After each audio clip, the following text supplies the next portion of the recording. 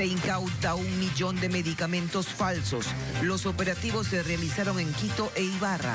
Hubo 5 allanamientos y 4 detenidos.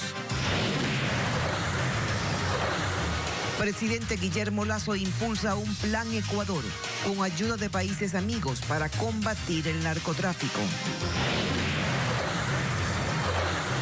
Informe de la Comisión sobre Pandora Papers recomienda que el presidente Lasso sea convocado al Pleno de la Asamblea. El oficialismo rechaza supuestas irregularidades. Con 16 puñaladas asesinan a una adolescente de 14 años en Mocache, provincia de Los Ríos. El principal sospechoso es su enamorado, quien fue detenido. Las noticias en Televistazo con Tania Tinoco y Gabriela Baer.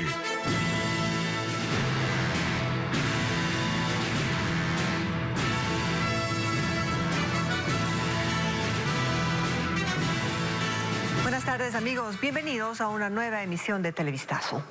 4 personas fueron detenidas en Pichincha e Imbabura en un operativo policial. Son sospechosas de comercializar medicamentos falsificados. Hola, Tania. ¿Qué tal, Gaby? Amigos, buenas tardes. En los allanamientos se incautaron más de 1 millón de medicinas. Alex Pila con los detalles.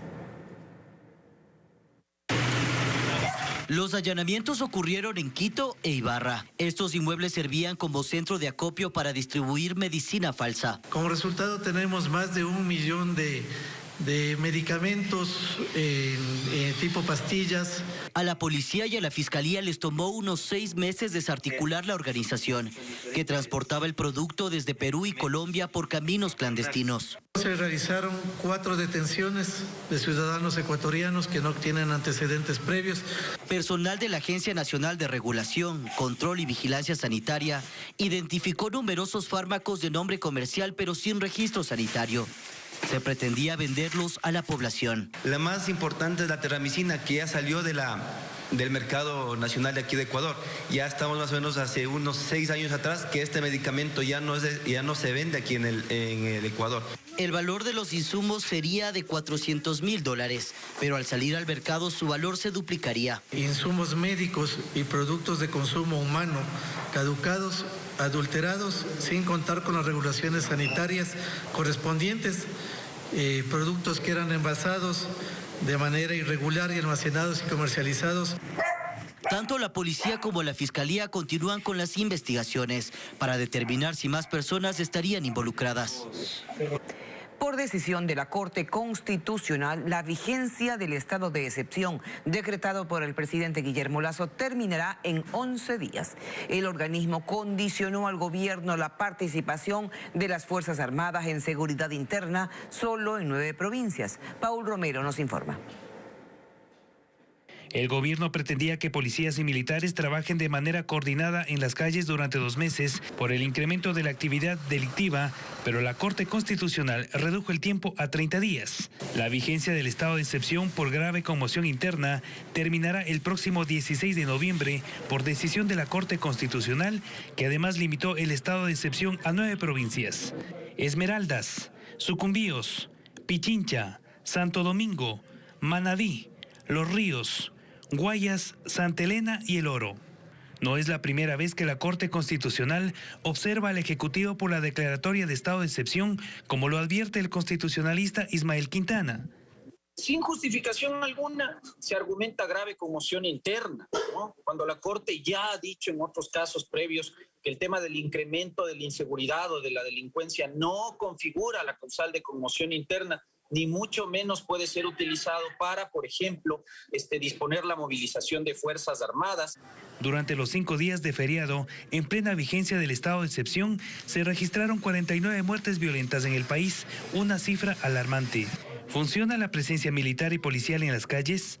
Pues Fuerzas Armadas no ayudan más que en el control de armas, en la revisión de documentos, pero no van más allá. Es decir, usted no ve a Fuerzas Armadas patrullando u ocupándose de directamente la protección o la seguridad ciudadana. Eso queda en manos de la Policía Nacional. La Corte aclaró que las Fuerzas Armadas se limitarán a realizar operativos en los que cumplan exclusivamente funciones complementarias a las de la Policía Nacional. El respeto al principio de proporcionalidad, como también el derecho a la protesta social. La dirigencia de la CONAIE señala que este sábado 6 de noviembre definirá si irá al diálogo con el gobierno o si continuará con las movilizaciones. José Carlos Alvarado está en una reunión de varios actores del sector indígena en Cañar y nos trae más detalles. Escuchemos. Hasta la comunidad de Purubín, aquí en las montañas de la provincia del Cañar, arribaron varios dirigentes del sector indígena. Principalmente llegó el presidente de la CONAIE, Leonidas Issa, y también el presidente de la Ecuarunari, Carlos Sucusañay. Vinieron a entablar un diálogo con las poblaciones de esta zona, pero también se refirieron a la decisión que van a tomar este sábado en relación a la entrada de diálogo con el gobierno nacional o si continuarán con las movilizaciones. Escuchemos lo que dijeron los dirigentes. Efectivamente, nosotros hemos dicho, las movilizaciones no están suspendidas, no están paralizadas, simplemente hemos retornado de las calles a seguir debatiendo en nuestras comunidades. Y nosotros exigimos que el diálogo sea abierto, sea consolidado con todos los medios de comunicación. Además, Leonidas Issa también dio más detalles sobre la fricción que existe con asambleístas del movimiento Pachacuti. Que escuchemos lo que dijo el presidente de la CONAIE sobre esta relación. Hay una unidad orgánica entre la CONAIE y el movimiento Pachacuti, pero lo que no podemos hacernos cargo es de algunas actitudes de indisciplina que han tomado algunos asambleístas y algunos dirigentes del movimiento Pachacuti. Por ello queremos decir, la única forma. ¿Por qué estamos nosotros de dirigentes? Porque somos elegidos por el pueblo, decididos por las bases. Por ello invitamos a los compañeros dirigentes del movimiento Pachacuti, los asambleístas, actúen apegados a las decisiones de las bases. Otros miembros de comunidades no solo del Cañar, sino también de otras provincias del país han arribado hasta esta comunidad de Purubín para continuar este diálogo con parte de la dirigencia del sector indígena. Es lo que podemos informar desde el Cañar, pero continuamos con más en estudios. Gracias a José Carlos Alvarado por el informe. Y el gobierno señala que espera que la reforma tributaria remitida a la Asamblea sea la única que tenga que implementar durante sus 4 años de gestión. El ministro de Finanzas sostiene que habrá un recorte del gasto público y que el crecimiento del país en el 2022 superará las expectativas. El ministro de la Economía defiende la reforma tributaria remitida por el régimen y que se analiza en la Asamblea Nacional. Sostiene que con ella se busca consolidar la acción económica del régimen durante todo su periodo. No es una reforma puntual para un añito, es un tema de mediano plazo. Y que nadie piense que solo se apunta al equilibrio fiscal con más recaudaciones tributarias. Contaba que también habrá sacrificio en el gasto. El recorte a lo largo de 3-4 años de periodo de gobierno debería ser más de 3,5 puntos del PIB. 3.500, 3.600 millones de dólares. Cueva explicó en qué se ha utilizado los recursos extraordinarios por el alto precio del petróleo, los casi 1.000 millones en derechos especiales de giro y el exceso sobre la recaudación tributaria prevista. Se ha hecho justamente una reducción gradual de la situación fiscal. Fíjese, como de 7 puntos del PIB a 4% del PIB en un año. ¿No es cierto? Ha sido un esfuerzo importante. Ahí está parte de esa plata. Y también los recursos en los gastos extraordinarios ligados a la pandemia. El ministro sostuvo que el futuro es promisorio. La economía se está reactivando, se ataca el déficit fiscal. Ya a eso hay que sumarle un indicador más. Las proyecciones oficiales nos dicen que será cerca del 3% este año de crecimiento. Creemos nosotros que puede ser incluso un poco más porque hay buenos indicadores de recuperación económica y reactivación tras la pandemia. Ahora se espera a ver los resultados del análisis legislativo y qué cambios se incorporan a la propuesta del gobierno central. Seguimos informando. El borrador del informe de la Comisión Legislativa de Garantías Constitucionales sobre los Pandora Papers recomendaría que el presidente de la República se presente ante el Pleno para explicar su situación. El correísmo insiste en que el jefe de Estado incumplió la ley, pero el oficialismo lo niega. Patricio Díaz nos cuenta detalles de la sesión final sobre el caso. Se convocó a las 8 y empezó pasadas las 9 de la mañana. No llegó presencialmente ningún legislador oficialista. Sí, unos pocos de Pachacutic, pero al final se quedaron solo los asambleístas correístas y el presidente de la mesa. En ese ambiente empezó la lectura de un informe que superaría las 250 páginas y que al parecer dejaría tranquila a la oposición. Varias de las recomendaciones, una de ellas sería que el presidente de la República venga al Pleno de la Asamblea Nacional. Y apunta a la denuncia de su coidearia Mónica Palacios de que el traspaso de acciones de la empresa que tenía el presidente Lasso en Panamá se hizo efectivo después de que se inscribió como candidato. Minimiza el descargo del abogado del jefe de Estado, en el que la propia superintendencia de ese país dice que eso se ejecutó antes de su candidatura. Y si sucedió algo, ahí hubo una simulación, que esto es básicamente el comportamiento que tienen las empresas offshore. Esto para el oficialismo demuestra la falta de pruebas. Lo que no tiene piso no tiene cómo sostenerse. Así que simplemente lo que no tiene bases, y se lo digo como alguien que estudió arquitectura, lo que no tiene bases se cae solo por su propio peso. Y como en la comisión hay una mayoría entre correísmo y parte de Pachacutic, se espera aprueben el informe. El asambleísta oficialista Virgilio Sequicela anuncia un informe de minoría. La Comisión de Garantías Constitucionales durante esta investigación no ha obtenido ningún dato. Menos ha revisado los 12 millones de documentos que habla Pandora Papers. Es imposible suscribir un informe como el que se ha esbozado. Concluida la lectura del informe, iniciará el debate y luego se votará su aprobación o archivo. 94 venezolanos son parte del vuelo de repatriación que saldrá esta noche de Guayaquil. Son migrantes que buscan regresar a su país. Más de 5.000 ciudadanos se han acogido al programa de vuelta a casa impulsado por el gobierno de Venezuela. Francisco Garcés nos cuenta más detalles. El bus está a las afueras del consulado de Venezuela en Quito. Ahí se embarcaron 45 ciudadanos que vuelven a su país. Viajan por tierra a Guayaquil y ahí se unirán a un grupo de 49 personas más y juntos tomarán un vuelo de Conviasa para volver. Bueno, mucho tiempo fuera, muy difícil la situación a veces acá y allá están nuestros familiares también esperándonos, mi papá, la familia de mi esposo y queriendo conocer al bebé. En el grupo hay familias completas con niños pequeños, personas de la tercera edad y otros con alguna necesidad especial de volver a su país. Para acogerse al programa se inscribieron y cancelaron el valor del pasaje por tierra a Guayaquil y la prueba PCR de COVID-19 necesaria para entrar a Venezuela. A muchos de estos ciudadanos la pandemia les dejó sin trabajo y sin posibilidades de mantenerse en Ecuador. Como profesora de inglés, a eso me dedicaba. Lamentablemente con la pandemia me quedé sin trabajo. La escuela cerró por falta de niños. Con este ya son 58 los vuelos desde el Ecuador por el que han vuelto a su país más de 5.000 venezolanos. Así como la gente tiene un derecho humano migrar cuando tienen necesidades económicas, también regresar es un derecho humano. Y a nivel internacional estamos hablando de 26.000 personas para 151 vuelos. Según las cifras oficiales, en el Ecuador viven 321.000 ciudadanos de Venezuela, aunque el gobierno estima que esa cifra se acercaría a las 500.000 personas. Funcionarios de varias entidades gubernamentales fueron agredidos al momento de realizar una inspección en una concesión minera ubicada en la parroquia de Pacto, al noroccidente de Quito. Los atacantes, que se habrían identificado como integrantes de un denominado Frente Antiminero, estaban armados con palos y piedras y habrían golpeado al menos a 8 personas y destruido 2 vehículos, uno de ellos de propiedad estatal.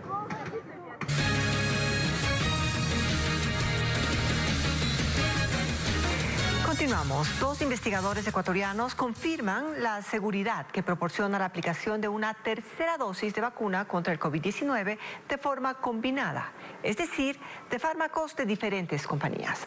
Según los especialistas, esta mezcla proporciona mayor inmunidad contra la enfermedad a los adultos mayores, como nos detalla Bessie Granja. Este es su refuerzo para... Que la combinación de vacunas es más efectiva. Así lo confirman 2 investigadores sobre la aplicación de una tercera dosis contra el COVID-19 para adultos mayores en Ecuador. Según el Ministerio de Salud, esta población será inmunizada con AstraZeneca. Sin embargo, la mayoría de quienes tienen más de 65 años recibió a inicios de 2021 Pfizer o Sinovac. ¿Es segura la combinación de vacunas? Existen muchísimos estudios en diferentes países, tanto europeos como norteamericanos y canadienses, e inclusive en Chile, en que se han mezclado vacunas y los resultados definitivamente han sido positivos. Recomendamos fuertemente a las personas mayores de 65 años ir a recibir la tercera dosis. Lo mismo opina Paul Cárdenas, docente investigador de la Universidad San Francisco de Quito, quien detalla los estudios realizados sobre este tema. Surge más evidencia, tanto en publicaciones científicas como en publicaciones de los reportes de eficacia que hacen los diferentes países. Por ejemplo, Chile ha sacado un reporte hace un par de semanas relacionado con personas que han puesto la primera y la segunda dosis Sinovac y la tercera dosis están utilizando AstraZeneca o están utilizando Pfizer. Ante el incremento de contagios alrededor del mundo, ambos expertos confirman la importancia de que la mayor cantidad de la población en el país esté inmunizada, mientras en los centros de vacunación la concurrencia de personas mayores de 65 años aún no es numerosa, por lo que se espera que exista mayor asistencia en los próximos días. En otros temas y atención, cerca del mediodía de hoy se registró un nuevo caso de sicariato en el suburbio de Guayaquil. Un joven de 28 años fue asesinado a tiros cerca de una iglesia ubicada en las calles 42 y Rosendo Avilés. Según información preliminar, la víctima, que registra antecedentes penales, fue atacada con 5 disparos por un hombre que circulaba en una moto. Y hace ya una semana había sufrido un atentado con una granada. En las próximas horas, en las próximas emisiones de Televistazo ampliaremos esta información. Y otra terrible noticia, un nuevo caso de femicidio se registró en la provincia de Los Ríos. Una adolescente de 14 años fue asesinada por su enamorado al interior de una vivienda de alquiler. La víctima tenía al menos 16 heridas de arma blanca, como nos informa nuestro corresponsal Marlon Melo. Conmocionados están los habitantes de la ciudadela Guillermo Juez en el cantón Mocache, provincia de Los Ríos, tras el asesinato de un adolescente ocurrido en el interior de esta casa. El cuerpo de la víctima de 14 años fue encontrado en el piso de una habitación. La menor de edad fue atacada con un cuchillo de cocina al menos 16 veces. Consternado, César Avilés, padre de la víctima, relató que en 2 semanas su hija cumpliría 15 años y ahora sus sueños de hacer una celebración han sido destrozados. Claro, sí, sí, hasta ayer casualmente estuvo ensayando el bar, todo para poder salir adelante. Y ya ver lo que pasó ya. Un joven de 19 años es el principal sospechoso de este crimen. La policía revela la hipótesis que manejan sobre este hecho. Han sido pareja sentimental. ¿Eran novios? Sí. No esposos, no. No, novios. Ahora ya... Además, detalla que el sujeto fue detenido tras una intensa búsqueda. Tenemos el arma homicida, es un arma blanca. Tenemos un terminal celular, tenemos las máculas de sangre dentro en la vestimenta de la pareja y también obviamente tenemos el reconocimiento por algunos familiares de la relación que tenían sentimental. La familia y amigos de la menor exigen que se haga justicia. Al momento ya son 142 las muertes violentas registradas en la provincia de Los Ríos. Más noticias, una banda de delincuentes ingresó a una casa en el sur de Quito y durante 3 horas sus integrantes desvalijaron un vehículo. Andrea Marín nos informa. Pasada las 2 de la mañana se ve a un hombre dirigiéndose a una vivienda a la que ingresa. Minutos más tarde, otro hombre se acerca a la misma casa. 1 hora más tarde salen. Y a las 5:30 llega una camioneta en la que embarcan todo lo sustraído. Desmantelaron una camioneta en el parqueadero interno de la casa. Sin llantas, solo el motor quedó lo único de la camioneta. Los moradores están asustados e indignados porque la inseguridad se ha tomado su sector. Por ello realizaron una marcha para rechazar el azote de la delincuencia. Hay mucho ladrón que anda merodeando por aquí, robando a los vecinos. Entran a los negocios, entran con armas, entran entre dos personas, nos amedrentan, entonces sí es bastante preocupante. Viven amedrentados, desconfiados y demandan protección. Seguimos con más. En la provincia del Guayas, la Policía Nacional desarticuló a una banda que se dedicaba al robo en las carreteras. Esta madrugada se ejecutaron allanamientos simultáneos en los cantones de Guayaquil, Daule y Santa Lucía, que dejan hasta el momento 3 detenidos. Uno de los allanamientos se ejecutó en el noroeste de Guayaquil. En este inmueble, los agentes detuvieron a un hombre. Él sería integrante de una banda dedicada al robo de carreteras que operaba en los ejes viales de la provincia del Guayas. La madrugada de este viernes, la policía desarticuló a la organización y ejecutó 10 allanamientos simultáneos en Guayaquil, Daule y Santa Lucía. Y tenemos también boletas contra varios sospechosos y también hubo una captura importante contra este grupo. Este es un segundo golpe que se da para tratar de frenar la situación delictiva que nos está afectando. En conjunto para combatir con la delincuencia y tratar de erradicar las bandas criminales que operan en la ciudad. Según las autoridades, los implicados interceptaban a los conductores en las carreteras usando uniformes similares a los de los agentes de tránsito. Hemos identificado una organización delincuencial que estaría afectando en los ejes viales de nuestra subzona, lo que es el tramo entre La Aurora y Daule y Santa Lucía. Hemos tenido varios eventos allí de asaltos a camiones con mercadería, donde aparentemente también estarían inmersos presuntas personas vestidas de vigilante, eso estamos en investigación. El operativo se extendió hasta la mañana y dejó como resultado preliminar 3 personas aprehendidas y 2 vehículos retenidos. El jefe policial señaló que presuntamente la organización dirigía desde la cárcel, donde habría 5 reos implicados.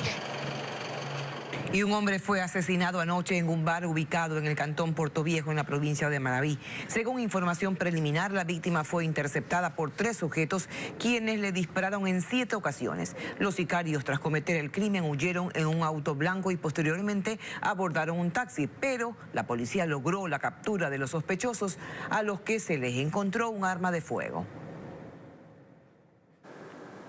8 armas de fuego y 700 municiones fueron decomisadas por la Policía Nacional.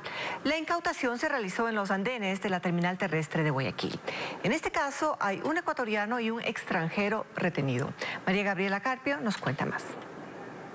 Todo transcurría con normalidad en el área de arribo de los buses interprovinciales de la terminal terrestre de Guayaquil, cuando agentes de la Policía Judicial sorprendieron al conductor de un bus que entregaba un paquete a un ciudadano extranjero. En su interior había estas armas de fogueo.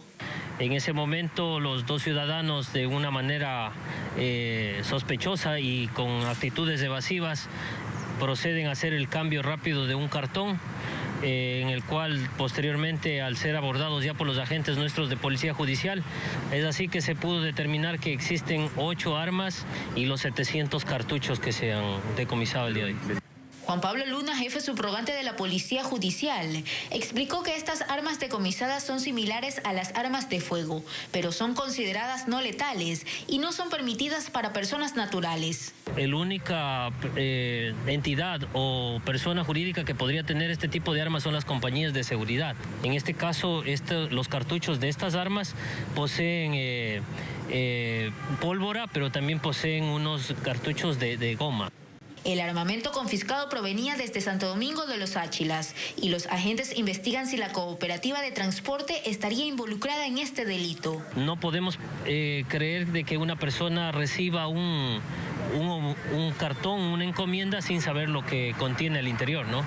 Siempre se pide a todas las compañías de courier o de transporte que tienen que conocer qué productos transportan. Tanto el extranjero como el conductor del bus quedaron retenidos a la espera de la audiencia de flagrancia.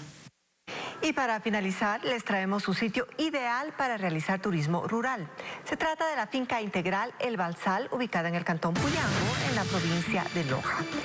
Nuestra corresponsal Alejandra Sánchez nos presenta este paisaje que atrapa a los turistas que llegan en busca de naturaleza. Es la apuesta de una familia por volcar la mirada al campo. Se trata de la finca integral El Balsal, un proyecto que fusiona la agroecología con el turismo. Lo primero que vemos al llegar al sitio son las carpas que esperan por aquellos visitantes intrépidos que buscan desconectarse por un momento de la tecnología. En el momento que vienen aquí a Balsal pueden disfrutar de la naturaleza, disfrutar de ese ambiente sano, de esas noches silenciosas pero con un ambiente festivo. Esa es la idea fundamental de poder ofrecer aquí como Balsal. Está ubicada a una hora de la cabecera cantonal de Puyango, en la provincia de Loja. Esta finca familiar existe hace ya más de 20 años, pero fue hace 6 meses que una operadora de turismo decidió repotenciarla. Hemos venido a darle un nuevo valor agregado, un valor agregado de visita para que las personas puedan acercarse al lugar y puedan tener una experiencia vivencial. En eso nos especializamos, en tratar de hacer turismo vivencial, en donde las personas interactúen con la comunidad y sobre todo con los propietarios de la finca y puedan llevarse una experiencia inolvidable. Este lugar ofrece a los visitantes una ruta del café, en la que pueden recorrer gran parte del cafetal que hay en el lugar. También hay una ruta de las lagunas con impresionantes cavernas y además la ruta de la miel. Muchas variedades de miel de Catana, Cananango, Pirunga y muchas variedades más, y es donde nace la magia y donde surge también la polinización. Y uno de los escenarios más atractivos, donde sin duda las fotos no pueden faltar, es el nido del Balsal, construido con una estructura de hierro, bejucos, chante de guineo y ramas, que le dan un toque rústico y romántico a la vez. Esto no se puede quedar para la experiencia de pocas personas. Les invitamos a todos quienes tengan el espíritu aventurero. Yo voy a volver todas las veces que pueda. Aquí en el Balsal también se puede degustar de una excelente gastronomía que combina platos típicos de la zona con cocina internacional.